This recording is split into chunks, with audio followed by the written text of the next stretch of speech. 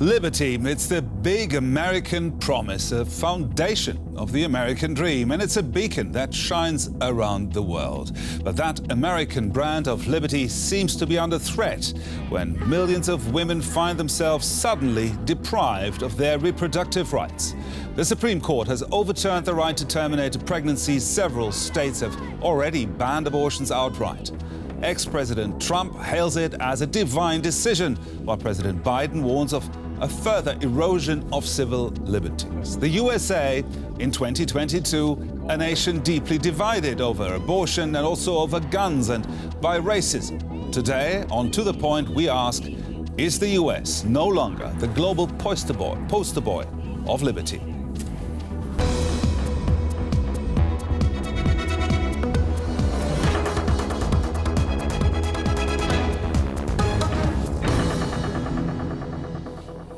A warm welcome to The Point. My guests on the program today. Emilia Roig, a political scientist, founder of the Center for Intersectional Justice here in Berlin. Laura von Daniels, head of the America Department of the think tank SWP, the German Institute for International and Security Affairs in Berlin. And Erik Kirschbaum, a US journalist based in Berlin, working for a variety of English language publications. Warm welcome to all of you. Now, in our introduction, I mentioned three very distinct fields where the very principles of liberty in the US seem to be eroded right now: guns, abortion, and racism. And I want to start with you, Emilia. Are these three topics really as separate as they seem? No, they're not at all. They are interlinked with each other, and I can provide a quick example of how they're intertwined with each other. So the abortion bans relate to the fears of disappearing, the white race disappearing. So these discourses have been mobilized over and over again. They are not at the center of abortion bans today, of course not. But we can see that there are ramifications as well with other countries in Europe who harbor as well such views and continue to speak of a demographic winter for the white race. Of course, the white race doesn't exist. There are no human races.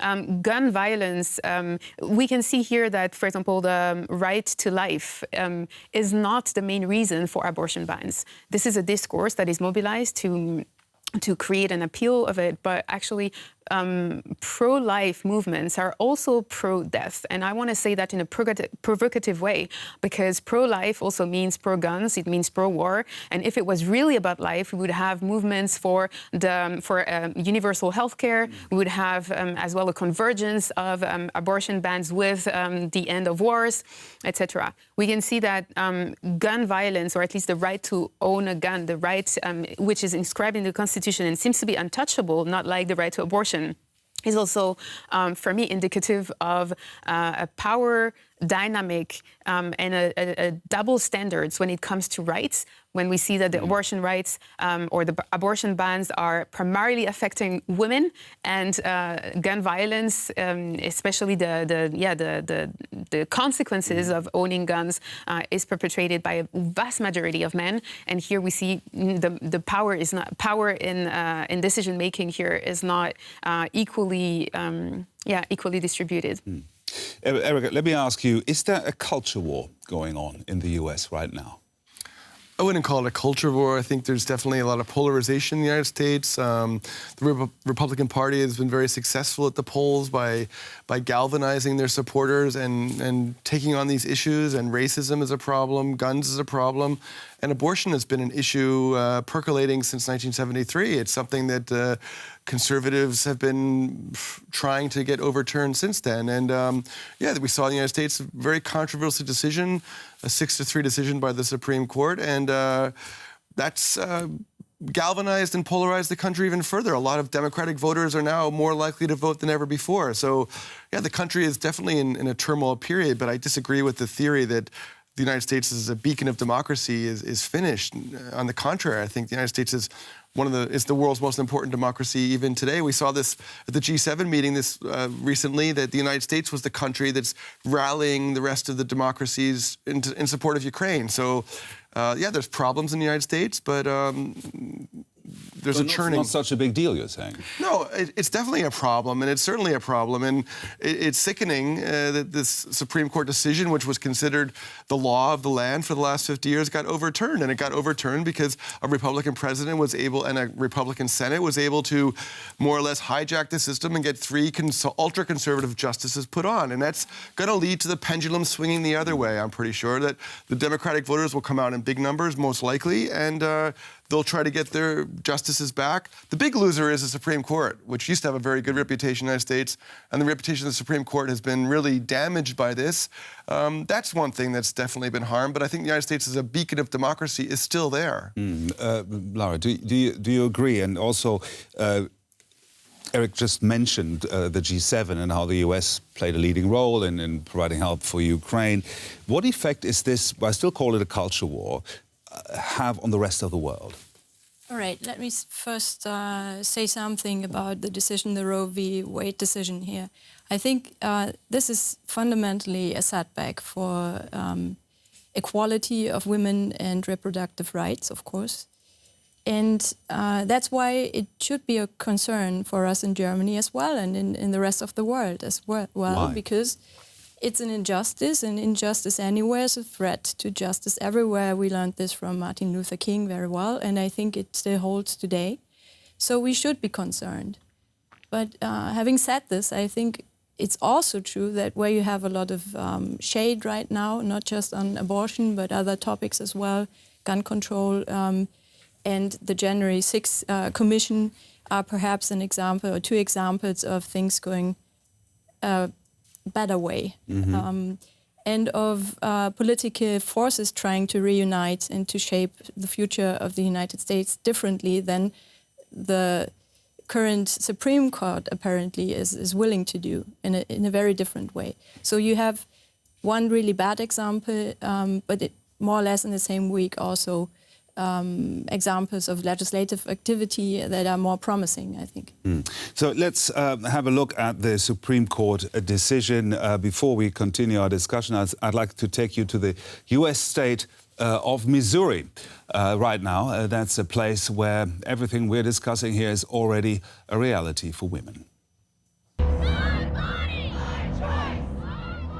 A phrase that no longer applies to women living in Missouri. This U.S. state all but bans abortion, even in cases of rape and incest. It is also the first state to invoke the Supreme Court ruling, citing that abortion is no longer a fundamental right in the U.S. The people's voice has already made clear that Missourians respect the sanctity of human life. We believe that without the explicit protection of the right to life, all liberties are under attack. Abortion is expected to be severely restricted or banned in about half of 50 U.S. states. Millions of women will be affected. I'm scared. As a Black queer woman, I already feel like I don't matter in this country. So on top of this, it's just adding fuel to the fire. President Biden also sharply criticized the ruling. It's a realization of an extreme ideology and a tragic error by the Supreme Court, in my view. Clarence Thomas, the most senior Supreme Court justice, wants more rulings reviewed, including ones on contraception and same-sex marriage. Even fewer freedoms in the world's most powerful democracy? So the really frightening part for liberals, from a European perspective, was at the very end of our report that the Supreme Court wants to look at other freedoms and rights as well, access to contraception and gay rights to get married. Erik, is that really within the realm of the conceivable that women in the US in the year 2022 might soon have access to contraception controlled or restricted? I seriously doubt it. I don't think the Supreme Court has jurisdiction in states. I think the states will still have a lot of authority, and a scenario when all states are going to be outlawing contraceptives or gay marriage, it's not going to happen. But even one state? Yeah. Unfortunately, the Supreme Court decision has opened the door, opened the floodgates, and there will be more setbacks. But as I mentioned, there's this pendulum in the United States where it swings conservative, then it swings back the other way. It's not the end of the world. It's a bad time in the United States, but this is what the conservatives, Republicans have been working for the last 2 decades, packing the court. Some of the people who helped Donald Trump didn't like Donald Trump, but that was their goal, getting conservative justices, extreme justices.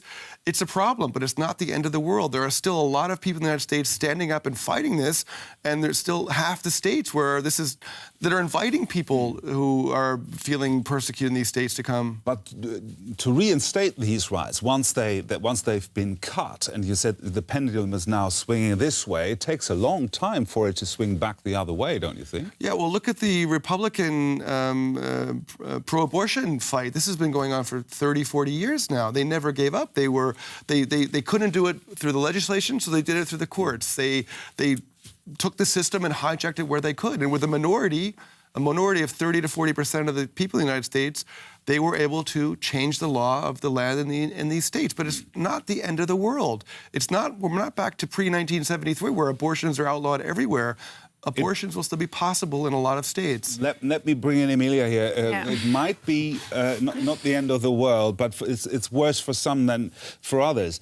In which way are black women more affected by this? Yeah, so I find, first of all, the statement, it's not the end of the world once, was already difficult to hear, but like 3 times, even 4, I don't know how many times you said it, I find it quite problematic. I definitely agree there. Yeah, I mean, I think especially you in your position where you're never going to have to get an abortion. So that being said, I think, the situation was worse 40 years ago, 50 years ago. At the same time, the fact that the right to abortion that had been fought for so many years by feminists in the United States and all over the world, and that this right has been taken away from the Constitution is a massive deal. So I want to say that again. And when we say that abortion bans that do not mean that there will be fewer abortions. I mean, statistically speaking, it's minimal. It's anecdotal how many fewer abortions there will be. It means that there will be more death. It means that there will be more maternal mortality, and maternal mortality in the US is one of the highest in the world. And when you imagine that the United States is one of the richest countries, this is worrisome. And the maternal mortality rate is predominantly and disproportionately affecting black women and women of color in the United States. And so that's why. How is that? Why is that? Why is that? First of all, because of the lack of access to healthcare, and so that we know about. But I think there's another aspect that is less talked about, and I speak about it in my book, Why We Matter, The End of Oppression, where there is an empathy gap in the medical system that leads as well to a differential treatment of Black people.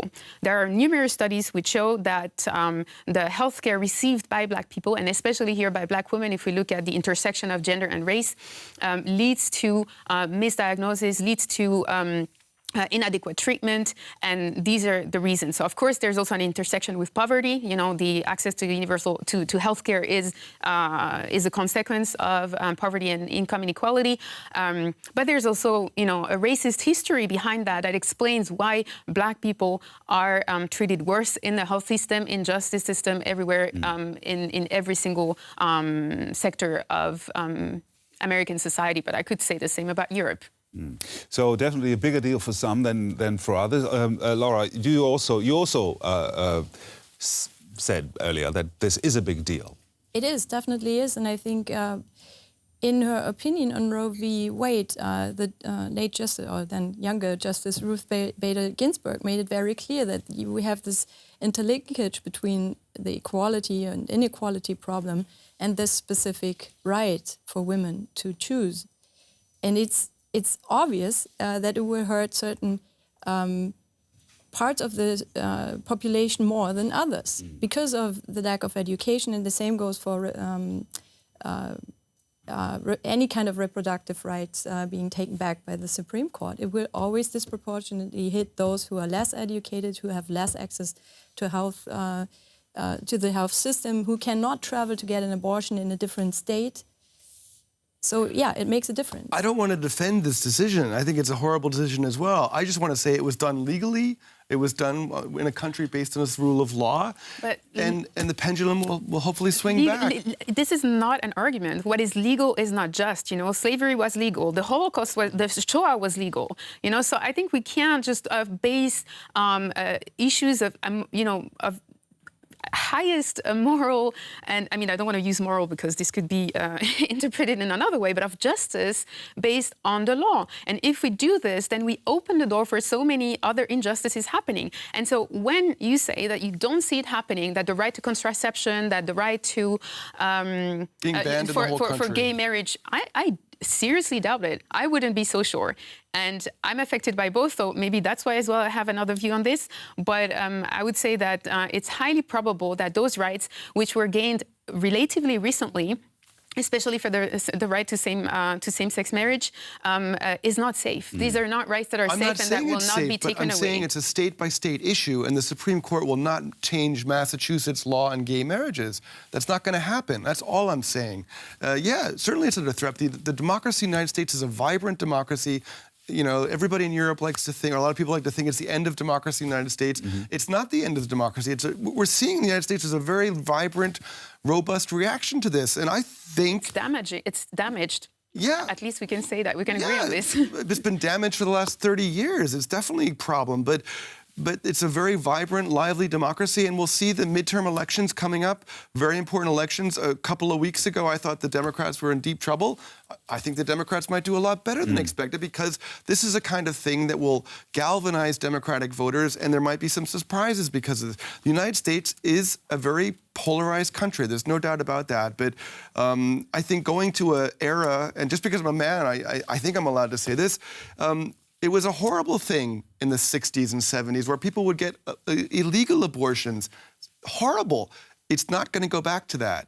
There are states in the United States which are not going to outlaw abortions. California has gone through the other extreme, saying we're going to invite everybody who wants an abortion here. So I think democracy in the United States is alive and thriving, and I don't think it's in danger. Let me just interject there, Laura. Is democracy under threat, or is just the belief of the justice system now damaged, now that the Supreme Court has made this decision and doesn't seem to be neutral anymore? Well, it's not a popular decision. We know that the majority of the US population is against it, but that's not the standard for constitutional court. I think we can agree on that. It doesn't have to be in line with the general opinion in any case. But as you mentioned, I think it could be the whole thing, the whole taking back of Roe v. Wade could be the starting point of a new legal movement or something, the fulfillment of ideas that have already been out there. And maybe it's giving the Democratic Party now a push to do more on the legal side, to come up with bills, to think about how to codify the right it's already happening. That's happening. Right. But so far, I think the president was really clear. He was pretty clear on not being willing to go that way, go down that road. And it all depends, in the end, it now all depends on Democratic senators in the US Senate, whether they're willing to think about changing the rules of the Senate, talking about the filibuster, changing those rules that would enable the Democratic Party then to pass a law that provides that same right to everyone, every citizen in the United States. I would like to ever so slightly change the subject and like to take you to Texas now, to a small town that recently gained notoriety for all the wrong reasons. It's in the town of Uvalde, population 15,000. 4 weeks ago, a teenager killed 19 people, mostly children, in the local elementary school. It was just the latest in a seemingly never-ending series of school shootings made possible by the notoriously lax gun control laws in the US. In this city, we are all affected. It's like it's your own child who was shot. Too many times we blame the weapon and not the person. We can't go to school without worry about gun violence, and just to mass shootings, how much it's increased all over the years. I think it's kind of plain ridiculous how there's more shootings than days of the year. We must not react to evil and tragedy by abandoning the Constitution or infringing on the rights of our law-abiding citizens. Tiny coffins filled with small, mutilated, and decapitated bodies. That should fill us with rage and demands for change. Laura, the Conservatives in the US tend to argue strongly against any interference by the state when it's about guns, and yet warmly welcome the Supreme Court's decision to limit women's rights. Are they actually aware of the double standards? I can't tell you that because I can't read their minds, but I can say that in recent weeks they were able, at least a part of the Republican Party was able to get behind a Democratic proposal to control guns, and they voted along the Democratic senators and House representatives to do that, and actually implemented policy for the first time after sort of being the roadblock for decades. So perhaps there is some change taking place. Not so sure on the other issue, the abortion front. Erik, as I just said, there's a bipartisan bill now for better gun control. Is that the big step that was needed? Hopefully, but Congress has fallen down time and time again. They've been so influenced by the National Rifle Association to be powerless and not take any steps. The United States has a strange legacy with the Second Amendment going back to the Revolutionary War. People think you need to have guns. There's 400 million guns in the United States. It's a plague in the United States, and Congress is the problem. Congress has not been able to stand up to the NRA until now, and we'll see. Hopefully, there's always hope, but we've seen every time Congress just backs down again. The NRA has its tentacles all over the place, and Congress just never gets his act together on it. There's a race issue here as well. I think a black man in the US is 15 times more likely to get killed by a gunshot than any white, Asian or Hispanic man. So what's the racial divide here?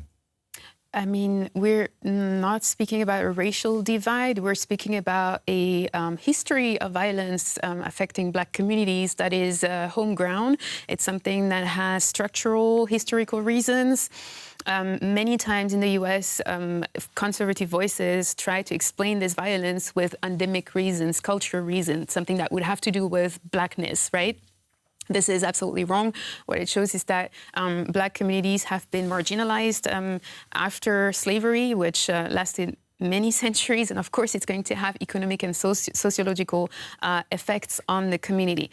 What it says as well about gun control is that white supremacist ideologies have an interest as well in not preventing guns in the United States, right? Because it's doing a great job, besides also filling prisons with Black men, which for some people is described as a continuation of Jim Crow. And so, in that sense, I can link it as well to the abortion bans, which in many nationalist states is one of the first steps of establishing eugenics policies, right? And we can see that 60% of the unborn fetuses are considered to be white. Of course, you know, there's no white race, but here we can definitely see some of the hidden arguments, some of the hidden agendas that are behind gun control, behind abortion. And here we're not speaking at all about conspiracy theories. These are words that have been as well said. We see the discussions that are going on as well, you know, what I was saying about the demographic winter, speaking about the diminution of the white race, the fear of being replaced by Latinos and Black people, etc. And so this is a real argument. This is something that is behind this whole discourse that needs to be given a bit more attention. So you mentioned this hidden agenda, something that I'd like to come back to. If we look at the international connections of the American religious right, if you want to call it that, how big is their influence? I mean, if we look at Hungary, the CPAC just had a very big conference there. How internationally connected are they, Laura? Well, sometimes you're worried that they're more influenced by Hungarian nationalists than the other way around. But anyways, whoever's inspiring whom, it's a bad trend. And I think you also see a lot of impact in Latin America by evangelical groups. And that's a concern, definitely, yeah. Okay. Last round, we have to come to the end. And very, very briefly, I want to come back to the opening, asking, are the US still a beacon for liberty? And let's start with you, Erik. Yeah, absolutely. Millions of people go to the United States every year. The population is growing. The United States is seen around the world as a leader in so many areas, and it's going to continue to be that despite the turmoil and the churning. the United States is going to be a beacon for a lot of countries for a while to come. So I'm asking for whom? For whom is the United States a free country, right? I mean, if we look, I spoke earlier about the millions of Black people incarcerated in prisons, one of the highest prison population in the world. When we're speaking about also again, hundreds of thousands of people who can't make it to the US, who are undocumented migrants and facing a lot of violence, families dislocated. Here now, a lot of women who don't have access to abortion. So I want to ask the question, of course, this is true. There's freedom. It's a country of great influence. And I also, was influenced by the US on a lot of the theories that I teach, for example.